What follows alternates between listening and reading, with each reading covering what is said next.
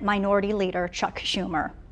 A surprise casualty of the shutdown: beer. Craft breweries across the country are bracing for its impact. The agency that regulates that industry is affected by the shutdown as well. And as WFMY News 2's Adoria Chumba tells us, new beer and labels can't be approved.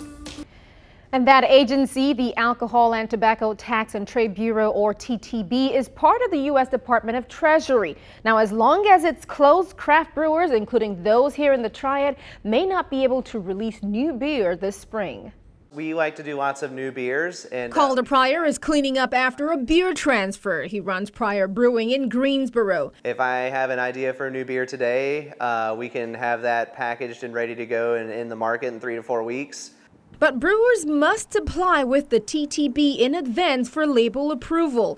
And with the shutdown, Pryor says no one is processing those requests. That means no new labels. We can't do any new products. It's affected the big brewers too. They have their new product rollouts. They plan much further in advance than we do.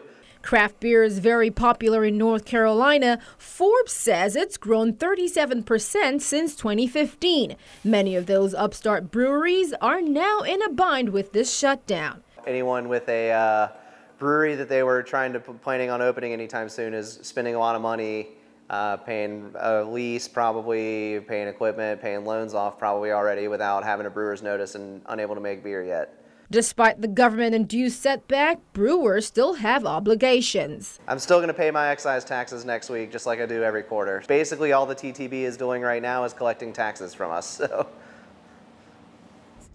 Now, the TTB says companies can still submit applications, but when the shutdown ends,